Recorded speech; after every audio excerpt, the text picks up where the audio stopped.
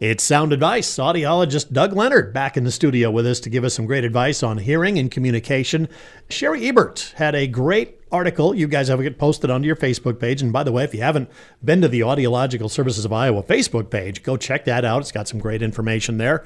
But she's a woman who has profound hearing loss, and she's worried about her future. And as someone with hearing loss needs to be concerned about that. Yeah, the title of the article, again, was What Scares Me Most About My Hearing Loss. And we can look at it as the glass is half full or the glass is half empty. We want to be positive when we're thinking about our healthcare challenges and healthy aging. But, you know, the things that she listed, I thought, were especially things that people don't always consider. Now, the first thing that she mentioned, we've talked about this quite a bit on Sound Advice, John, but the risk to our cognitive function with untreated hearing loss. I'm not going to beat a dead horse on that. We've talked about it a lot. It is a contributing factor they've found to cognitive decline. So people that have untreated hearing loss are at a higher risk for developing issues like that. But, you know, the second thing that she listed was feeling isolated and lonely.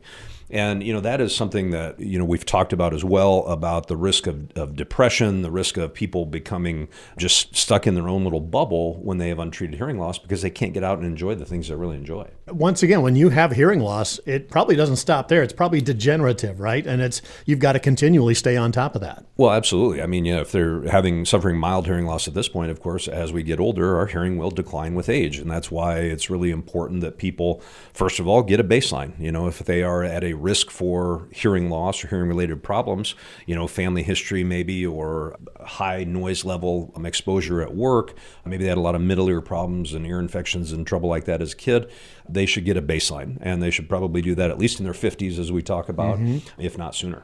And she also talks a little bit about the effect that it might have on our kids and grandkids, passing it on to them. Yeah, you know, and that really hits home to me, John, a couple different ways, honestly, is number one, I was adopted. And so I don't know anything about my biological parents and their health history.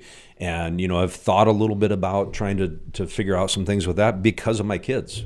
You know, that's something that we do worry about as parents. You know, if I develop cancer, I sure hope my kids aren't getting that. Same thing with hearing loss. You know, there are certainly a lot of genetic and hereditary components to hearing impairment, not Bob farmed and Larry farmed and Tom farmed, so they're all around noise. Yeah, they can all have hearing loss as grandfather, father, and son.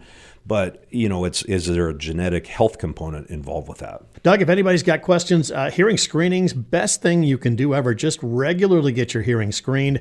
It'll give you a great picture going forward. Yeah, we'd love to have folks be more proactive about that, especially going into the new year.